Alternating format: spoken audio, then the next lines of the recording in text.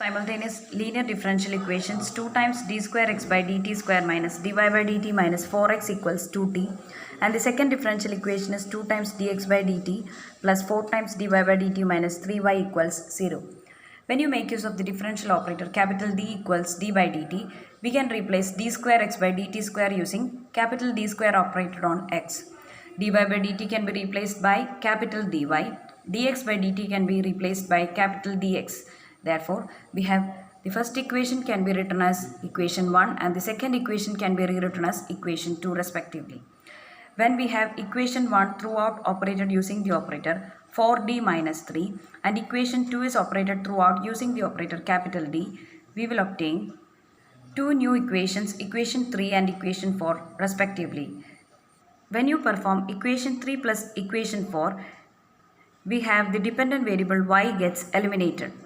When you perform equation 3 plus equation 4, the LHS is obtained as 8 times d cube minus 4 times d square minus 16 times d plus 12 operated on x, and the RHS is obtained at 8 minus 60. On simplification, we obtain 4 times d cube minus 2 times d square minus 8d plus 6 operated on x equals 4 minus 3t. We have divided both LHS and RHS of this equation using 2. Thus we arrived at this equation. In order to find out the auxiliary equation, we have capital D replaced using m and the RHS is equated to 0. The auxiliary equation will have three roots which are obtained as 1, 1 and negative 3 by 2. The complementary function will be constant times t plus another constant multiplied to e raised to t plus another constant times e raised to negative 3t by 2. In order to find out the particular integral corresponding to this differential equation with constant coefficient involving single dependent variable x, we will have to operate 1 by f of d on the RHS 4 minus 3t, where f of d is the operator 4 times d cube minus 2 times d square minus 8d plus 6. You can consider the RHS 4 minus 3t as 4 times t raised to 0 minus 3 times t raised to 1. That is, the RHS is of the format a function on t raised to n. Therefore, f of d will be rewritten as 1 plus phi of d and it will be taken to the numerator as 1 plus phi of d the whole inverse, which will be expanded using binomial theorem and operated on the RHS 4 minus 3t. Here, for this expression of f of d, when you divide it throughout using 6, it becomes 6 times 4d cube minus 2d square minus 8d upon 6 plus 1. Or you can consider it as 6 is taken outside each term in the denominator. So that denominator becomes 6 times 1 plus 4d cube minus 2d square minus 8d upon 6. We obtain particular integral as this expression. Here we have taken 1 plus phi of d to the numerator as 1 plus phi of d the whole inverse. Notice that phi of d involves d cube and d square, which when operated on this RHS will give us only 0 as the answer. Therefore, it is required to consider only the operator minus 8 by 6 times d, which will give us non-zero answer when operated on this RHS. Hence, we will neglect 4d cube minus 2d square upon 6.